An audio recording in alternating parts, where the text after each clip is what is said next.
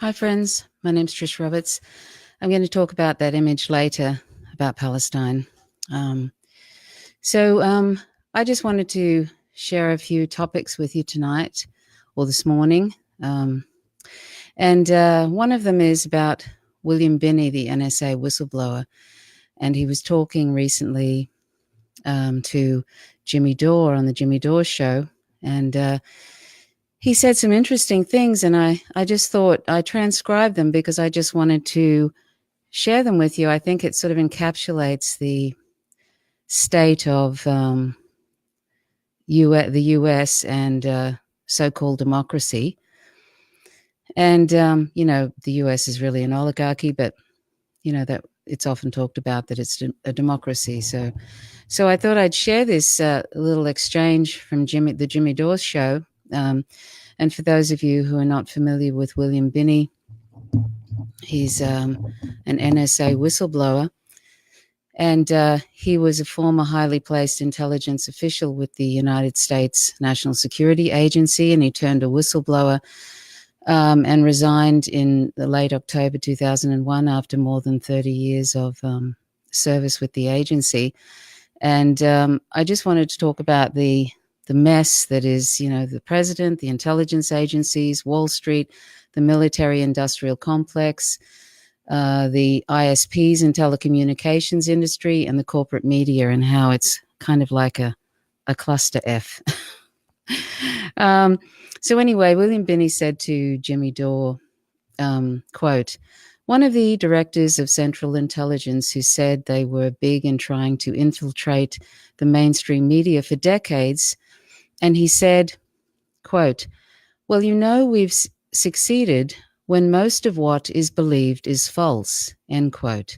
So that's from one of the directors of the Central Intelligence agencies, from Central Intelligence, speaking to William Binney, the NSA whistleblower. Well, he wasn't a whistleblower at the time, obviously, but said, "Well, you'll know we've succeeded when most of what is believed is false." And that's pretty much how it is in the mainstream media, in the corporate-owned media today.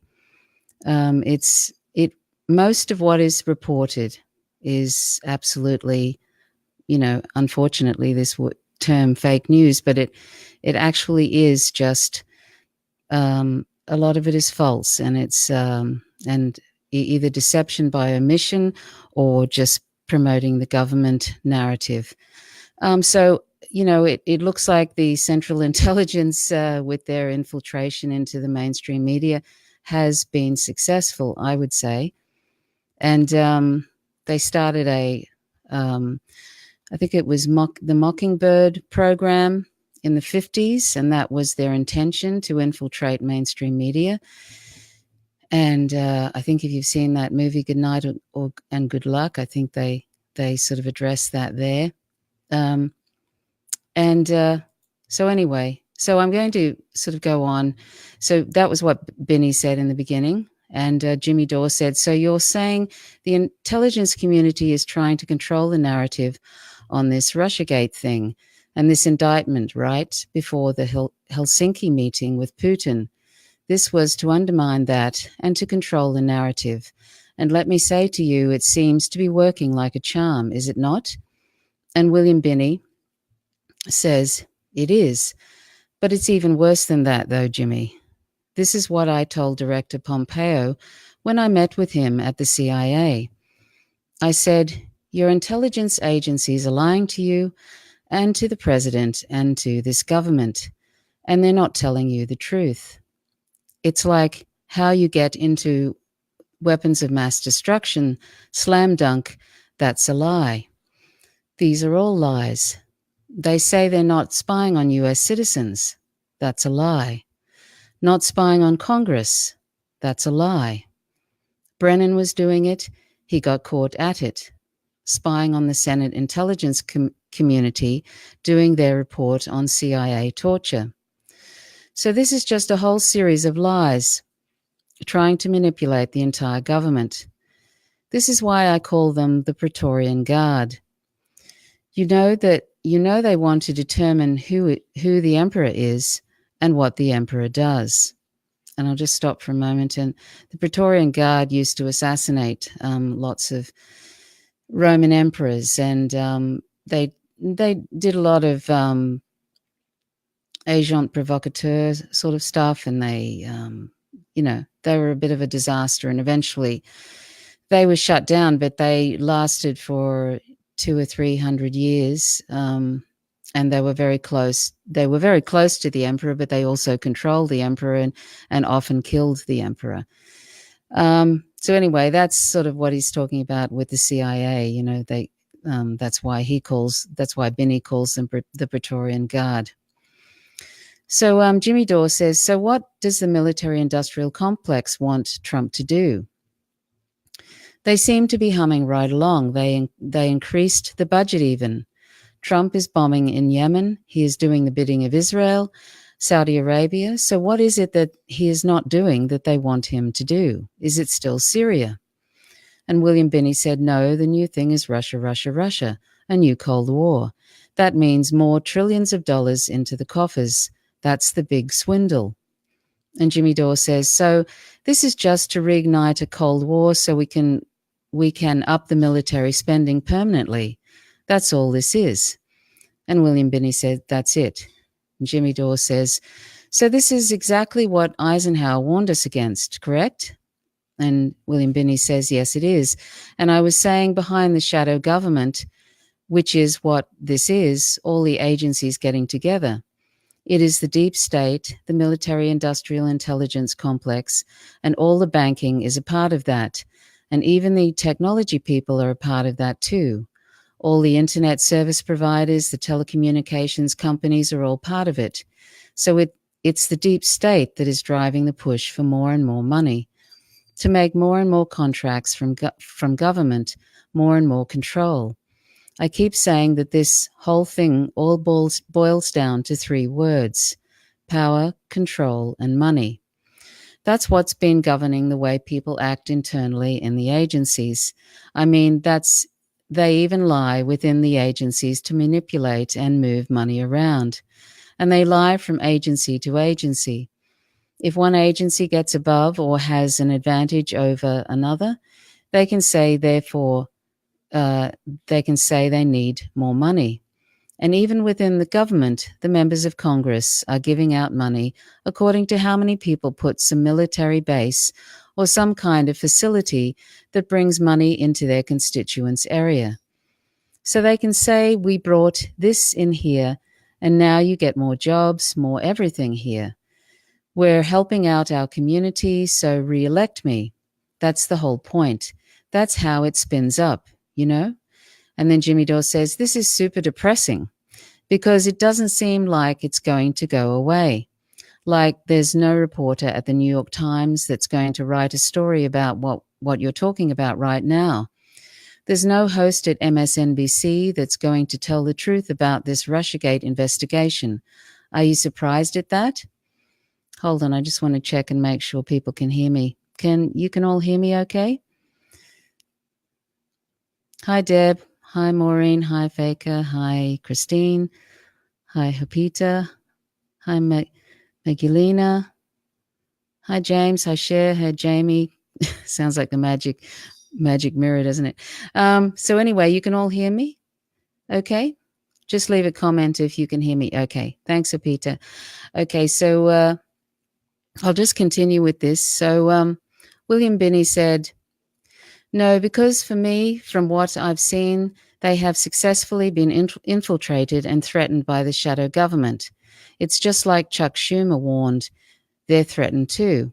And you probably remember when Chuck Schumer was talking about, I think it was Donald Trump, and he said they have 6 ways till Sunday of getting, the CIA has 6 ways, or the intelligence agencies have 6 ways till Sunday to get back at somebody who's not doing their bidding, basically. So Jimmy Dore said, so you think that Rachel Maddow and Chris Hayes and Lawrence O'Donnell, they're also threatened? And William Binney said, indirectly, yes. I they're afraid of them too. That's why I shared the diagram of all the points, the Fairview program the NSA had. That's AT&T, tap points, and it goes right across the country. But I can't get any mainstream media to show it on television because then people would see that this is an obvious lie, that they are after foreigners. They're after us. And the tap points show that. I mean, they are afraid to show anything that isn't amenable to the line from the intelligence agencies and the general narrative out of the government. So that was that little exchange on Jimmy Dore. And it was, it really shows how sewn up everything is and how, and this is the problem with the spying. I've often thought, the NSA basically could basically blackmail and extort any Congress member, anybody they wanted, and that includes, any head of government overseas, anybody basically. They have all the data on pretty much not only all Americans, all US citizens, but they have data on lots of other people in the world. So basically, they can pull up whatever they want and use that to extort, and they can do that to people in the mainstream media, and they can, they can do worse than sort of find dirt on them. I think, though, that people like Rachel Maddow, who make $30,000 a day, just promoting Russia, complete nonsense, and it's just like it's like a play she's doing, the way she presents. She's so dramatic. I think that all these different sort of news celebrities, or news in quotes celebrities, MSNBC and all these different ones, I think, I'm not really sure I would think that they're so much feeling threatened. I think, at $30,000 a day, they've just decided to abandon any sort of truth and just go with, the money. And, he said power, greed, and money. That's, what drives a lot of what the CIA does, and all these other, politicians, and a lot of these politicians, Trump and the politicians before that, Obama is basically, he's been raking it in ever since he left office. And I think even here in Australia, the two main political parties becoming more and more like each other, neoliberal sort of policies, and even though one of the parties definitely should be adhering to their principles, they're not, because I think these people can see a future outside the party where their pockets are going to be lined. People, corporations are going to thank them with money, later, and positions and stuff. This is the sad case, of the corruption. And even tonight, talking, about, how white supremacy, the alt-right in the United States, how problematic that is. Well, here in Australia, we have a party that, wants to return to the white Australia policy. They want to, and one of the people who joined the Bob Katter party, which is this party, it's kind of like a white Australia type, racist party. He was even talking about the final solution, using something from the, I don't know if he actually meant that, but something from the Nazi era. So, this is what happens, when you get social inequality. The masses start to turn on minority groups, and then politicians take advantage of that division. And it's really, really sad and rather frightening. And I never thought I'd see Australia go that way, but I think neoliberalism has really helped bring us to that point in Australia.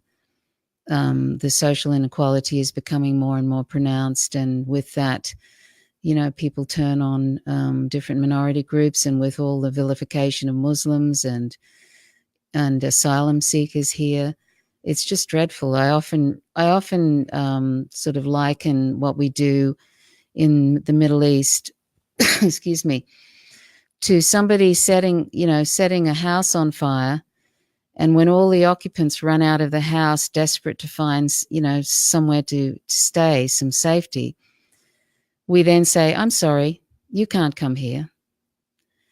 We basically, we destroy their home. And then when they come to seek shelter, then we say, I'm sorry, you can't come here. Not only that, but then we put them in prison, in detention camps, and leave them there until they either harm themselves or kill themselves. I mean, that's what's happening in Australia. We have our own Gitmo here, Nauru. And both major parties pretend that it's all about, their policies are all about trying to deter the boat smugglers, when really it's just thinly veiled racism, and they're trying to feed into. I'm not sure who they're trying to please, really, because there are a lot of good people in Australia that aren't, sort of racist like that. I mean, this country was born it was born on a genocide of Indigenous people. Of course, we have a white supremacist thing here too. It started in a white supremacist thing, but I'm not sure. I don't know. I'm sort of appalled at how we treat asylum seekers here. And, it's not so great in the United States either. It's exactly the same sort of thing. So, this is just appalling, and we have to completely reject that and stop voting for anybody who supports that kind of thing. So, because we're destroying the Middle East and all these people's, homes and their families and everything, and then we won't accept asylum seekers. And one more thing I wanted to say about Australia is, I don't know, we don't seem to have an anti-war movement here. And we don't seem to acknowledge that these asylum seekers don't happen in a vacuum. People, even these asylum seeker organizations that support refugees and stuff, it's like as if these wars aren't even happening. It's like these asylum seekers and refugees are coming out of nowhere, like as if they have these incompetent kind of home countries, that aren't able to look after themselves. And it has this sort of white man's burden kind of thing to it. If I mention the wars which are feeding these asylum seekers, they're the source of these asylum seekers. Sometimes these people that belong to these organizations, they look at me as if, what has that got to do with anything? I mean, it's truly astounding. I don't know. It's like, why are we always treating the symptoms and pretending that there's no cause all the time? We do it with health.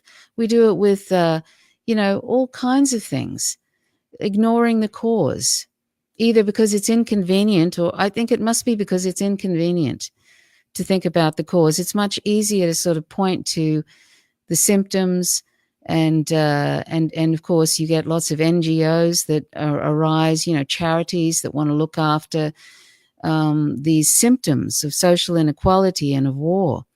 They get money from that. I'm not trying to cast a stain over all that. There are good people in these organizations, but I mean, we have to look at the cause of the asylum seekers, and that is these terrible imperialist wars that my country and the United States and the UK, Canada, we're all involved in it. And, as Ajama Baraka says, they're white supremacist imperialist wars. Anyway, so just moving on from that, I just briefly, I just found that exchange with William Binney and Jimmy Dore very interesting, and it just shows how sewn up everything is. And, where it's not creeping fascism anymore, it's galloping towards fascism. And just one more thing, talking about fascism, Facebook has been immediately shutting down left-leaning Venezuelan sites, as well as I hear possibly some independent journalists. They've actually shut down for a day again Telesur English, which is one of my favorite news sources. They shut that down for about 6 months ago, and they've done it again. And they didn't really give any sort of real good excuse. And then they also shut down, another site called Venezuela Analysis, which is actually a left-leaning site. I don't know if they've allowed that to come back, but I haven't heard that it's come back. So, this whole thing of censorship of Alex Jones, like I said a couple of days ago, that was just sort of an excuse, really, because they're coming after the left. The next thing, it'll be the Black Agenda Report. The next thing, it'll be the Jimmy Dore Show. The next thing, it'll be Empire Files. The next thing, it'll be Real Progressives, and so forth. They've already removed Palestinian rights sites. This is fascist book. We're on a site, a social media site, and there is no real alternative to it that has the amount of people on it, even though the algorithms are crushing everything and preventing news, etc., from getting out. But we're on a site which is supported by the Atlantic Council, which is a neocon imperialist warmongering think tank. They've actually gotten together, Facebook has gotten together with the Atlantic Council. So that gives you an idea of why, it's a good excuse to get rid of, a problematic site like InfoWars. And yes, Alex Jones and InfoWars are very problematic. They're, sort of support alt-right positions, and they actually do have hate speech against minority groups, trans people, a whole bunch of different groups. And they, put out the most outrageous conspiracy stuff too. I mean, sometimes, honestly, I can't watch it for very long. I've just occasionally glanced at it, and it either looks like he's on some serious, he has some sort of serious substance abuse, or he's having some sort of delusion, because sometimes the stuff that he says is so out there. It would be really entertaining if it wasn't that a lot of people take him seriously. I think he has millions and millions of viewers. But anyway, they got rid of Alex Jones, and now they're coming for the left. Excuse me. And sorry, I've had a bit of, we've got some spring pollen coming up, even though it's not spring. There's lots of pollen in the air, so I'm going to really be affected by that soon. Anyway, so the left is in danger, and it's already been doing that. The Palestinian sites have been going, and so this is what's coming. Anyway, that's very frightening, because, as I say, fascism is sort of galloping now. It's not just trotting along; it's galloping, and I don't know how this is going to end, really. But anyway, you saw in the beginning of this, live stream, the image of the room where a 23-year-old pregnant mother, a Palestinian mother in Gaza, and her toddler were bombed. As usual in apartheid Israel, they're bombing. Sometimes they'll just bomb Gaza, use Hamas as an excuse, and they bomb these people that are in an open-air prison that can't go anywhere, and they bomb them. In 2014, there was 550 children were killed, and about 2,000 adults. And in this recent bombing and siege of this blockaded Gaza, this very small area with 2 million people that can't go anywhere because they're literally, it's an open air prison. This woman, one of a number of people killed, but this woman who was pregnant, 23-year-old, with her toddler, blown to bits. They went in, and as you can see, there's blood all over the over the walls, and she was in bits. And this is what they're doing in Israel, in apartheid Israel, to the Palestinians. And in Gaza, these people cannot go anywhere. These civilians cannot go anywhere. And just recently, I'll just tell you something that was so amazing that I saw. A, a Palestinian, a reporter asked. This was an Irish reporter for an Irish news service, and he said to a government representative. Her name was, I'm trying to find her name, sorry. Her name was Mitchell Mayan. This is the Foreign Affairs spokeswoman for the Israeli Ministry of Foreign Affairs. And so the reporter said to her, why were Israelis, meaning Israeli snipers, shooting people dead at the Gaza crossing? Now, the Gaza crossing, it's just a fence. And the Palestinians were marching in the Great March of Return, where they want to be able to return to their land, and they want the blockade of Gaza to end. And there was tens of thousands marching in the Great March of Return. And so far, and they were unarmed, and as Israeli snipers at the fence were shooting them. Snipers were shooting and literally wounded tens of thousands and killed about 110 plus Palestinians, including medics, unarmed Palestinians, including medics and children. And there was about 500 head wounds. Not all of those people died, but there was 500 head wounds. Was it 1,000? I don't know. But anyway, so it shows that they said, the Israelis occupational forces said that basically there was no bullet that wasn't intended for its purpose, sort of thing. Basically, every bullet had somebody targeted. There was no accidents, in other words, although they weren't. The 500 head wounds, obviously, and all, not all of them died, but that just shows that they were aiming to kill, and if they weren't aiming to kill, they aimed to maim, and that's a very common thing, to maim Palestinian, particularly young people. You'll see a lot of Palestinians with amputated legs because they use a bullet which shatters bones and just shatters everything around it. They intentionally use that, and so that they maim young Palestinians. And so you'll see, a lot of photos of Palestinians that are amputees or that, are on crutches.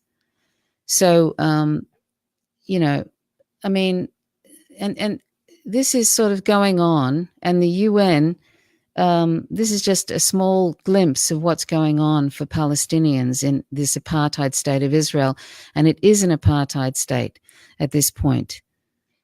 So, this is why it's so important for us to speak out for Palestinians and to join the BDS campaign, the Boycott, Divestment, Sanctions campaign, the same type of campaign that ended the apartheid state in South Africa, the apartheid South Africa. And it works. So anyway, this reporter, right, was asked this Israeli government spokesperson, why were Israelis shooting people dead at the Gaza crossing? And this is what she said. This gives you an idea. This sort of, encapsulates the whole mentality of this apartheid state. She said, well, we can't put all these people in jail. We're talking about hundreds of people. She literally said that. I mean, basically she's saying there was too many Palestinians there, so we were killing them. We couldn't put them all in prison. She literally said that. So that, if that doesn't, that's just a bit short of, well, there were too many Palestinians, we had to put them in ovens. It's only just one little breath away from the same sort of, putting people in ovens in Auschwitz sort of stuff. That's that mentality.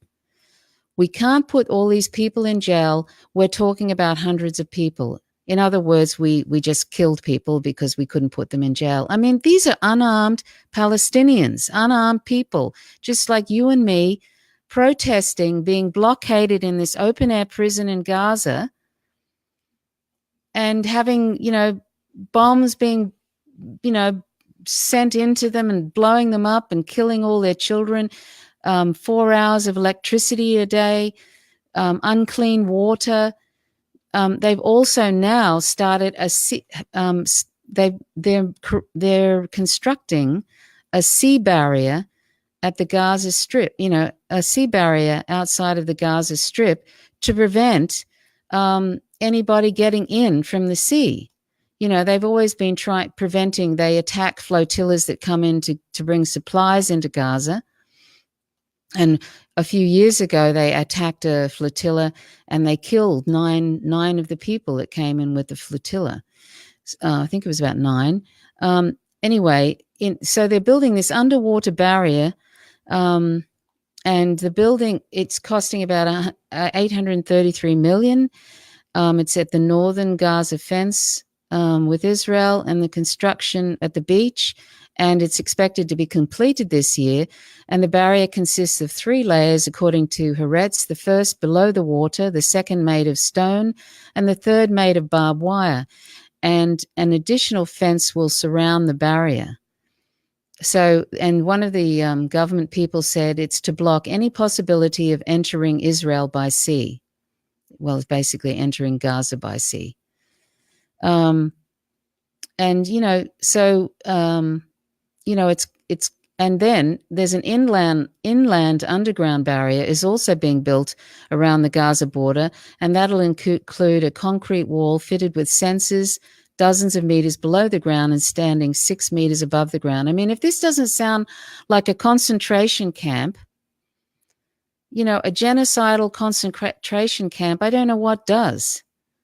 Basically, not only have they got these apartheid sort of things that people have to walk through, and they've got sort of basically these huge concrete fences around Gaza.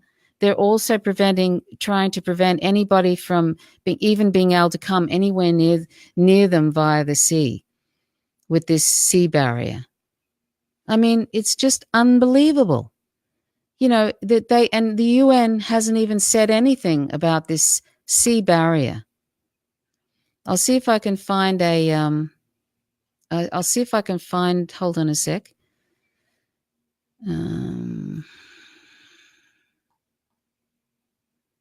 I'll just see that I've got a picture of this. Here's the construction of this sea barrier. I mean, isn't it unbelievable? And this is all just going on, and Israel is a major ally of the United States. Isn't it? It's no surprise, is it?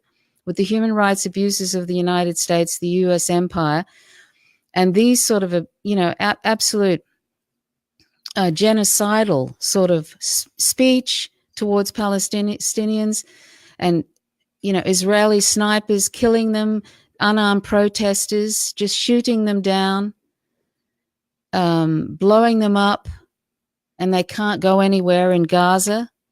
They can't go anywhere. So they're basically sending bombs in and blowing people up, and they cannot leave.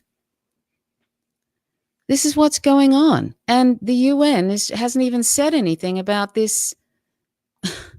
They haven't even said anything about this sea barrier.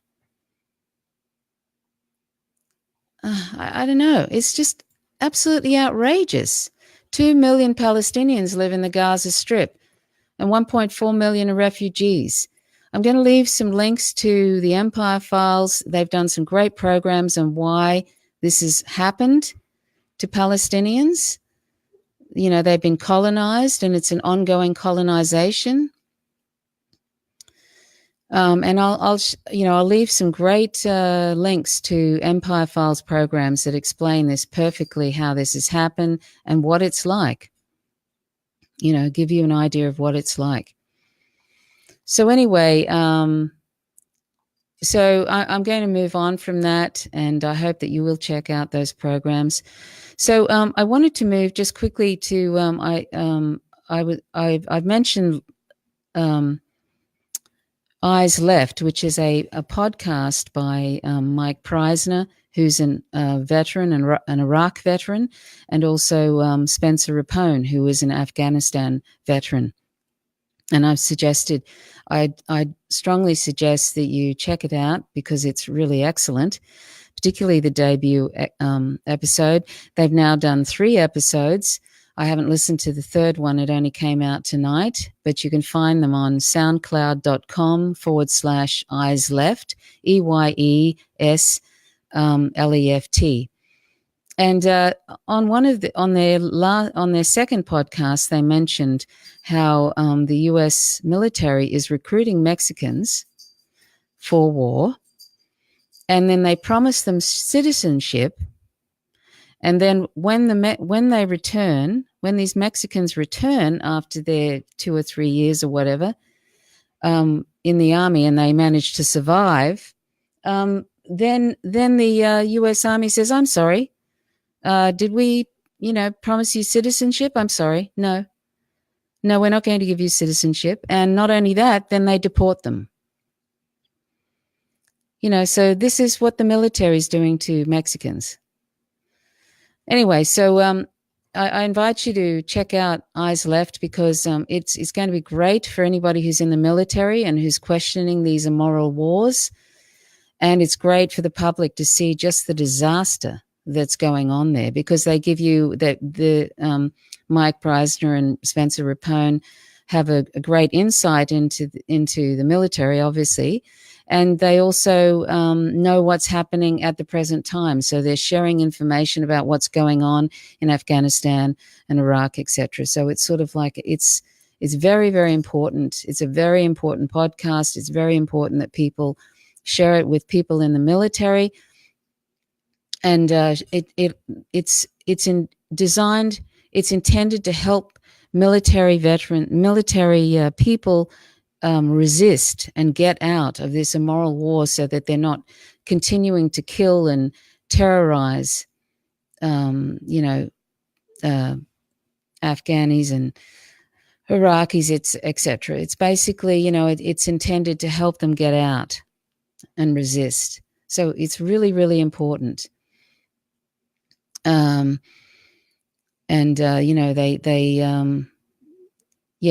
just think it's a very important podcast, and so I hope that you'll check it out and share it with others. So I'll leave that there, and I'm just going to do a couple of other things, and then I'm going to wrap this up. So I was very happy to hear that Monsanto, that has been bought out by Bayer, but Monsanto has been sued by somebody who's dying of cancer due to glyphosate, which is Roundup, the weed killer. And he used to get it on his skin, and because he was he had a gardener. He was a gardener, and he used to get it on his skin, and now he's dying, and he sued Monsanto and he actually won. And he's won, I think it's either $250 million or $400 million. It's some extraordinary amount. And, of course, they'll appeal. But there's a whole long line of people who are going to sue Monsanto, because Monsanto knew in their internal documents, they admitted that they knew that glyphosate, which is Roundup, that it was cancer-causing. So they knew that. So anyway, that's good news. Unfortunately, they'll probably appeal, and who knows, what will happen after that. But that's something anyway. It's very, very rare for large companies like that to ever, sort of lose the way the system's set up. And another good news thing is support for capitalism among young voters has dropped drastically. A new Gallup poll reveals that it says Americans aged 18 to 29 are as positive about socialism, 51%, as they are about capitalism, 45%. This represents a 12-point decline in young adults' positive views of capitalism in just the past 2 years, and a marked shift since 2010, when 68% viewed it positively. Meanwhile, young people's views of socialism have fluctuated somewhat from year to year, but 51% with a positive view today is the same as 2010. So, basically, people are sort of moving away from capitalism, young people, because, well, why wouldn't you? I mean, really, why wouldn't you? Capitalism is a disaster. The trickle-down effect is nonsense, and it's basically an oligarchy now in the United States. And if corporations and have any say, and they will in Australia, it'll be the same here eventually. But you've probably seen Jeff Bezos makes $2,950 a second. This is a second. Excuse me, and his employees in India make about $2,750 a year. So Jeff Bezos makes $2,950 a second, and his employees, well, in the United States, a lot of employees are on food stamps. Sounds fair, doesn't it? So anyway, capitalism, neoliberalism, and all that, it's a disaster, and it, and that's why, of course, we need to understand MMT. And if you're on Real Progressives, you know what I'm talking about, modern monetary theory. It's not a theory, though. It's just a description of the operational reality of the economy. And it's very important for us to understand that, so that we can, hold politicians' feet to the fire when they say that we can't afford this and we can't afford that, and that federal taxes fund spending, because they don't fund spending. So we have to, it's very important we understand MMT. So I invite people to please check that out. But it's great to see that people are moving away from capitalism, and they're moving towards socialism too, which is very good. And hopefully this will be the death knell. It's, people will just basically just say, well, this just isn't working for anybody except the oligarchs. And I'm hoping, I think this will be a trend, and that's really good news. So that's about really all I want to talk about, really. And I was going to mention something else, but I won't bother. Okay, so So anyway, I hope that the different resources that I've mentioned in this, you'll check them out. And if you, I would invite you to also subscribe to the Jimmy Dawes Show. I think they're doing some great stuff on the Jimmy Dawes Show, and the Empire Files. Although, because Venezuela's had those terrible sanctions against them, it's I think the Empire Files is sort of Telesur funds the Empire Files, and so the sanctions have just made things really awful. So I'm not sure what's happening with that. Hopefully it will restart again. But you can find also Abby Martin, who hosts the Empire Files. You can find her on Media Roots podcast, and I'll leave a link to that. So really, that's all I wanted to say. If there's anybody, I'll just have a quick look and see if, oh no. Speaking of Abby Martin, tell us our English Facebook. Yeah, that's been removed. I'll have to, I thought they might have put it back up. I'm just looking at the comments. Anyway. And just to remember that it's okay to criticize apartheid Israel, when people have been trying to vilify Jeremy Corbyn because he's outspoken about apartheid Israel, and they're trying to frame it that he's anti-Semitic, which is just complete nonsense. You can criticize apartheid Israel and not be anti-Semitic. I mean, it's just ridiculous that they try and frame frame what he does, what he said that way. And that's what you will get the Hasbro, which is like an organized kind of a propaganda thing to support the Israel state. They often try and frame any sort of criticism of apartheid Israel as anti-Semitic. So try not to buy into that. And so anyway, that's all I wanted to say. So thanks so much for watching. I was wanting to make it shorter than it has been, but anyway, never mind. Okay, well, thanks so much for watching. My name is Trish Roberts. You're watching Faint Signals from Vega. Till next time. Bye for now.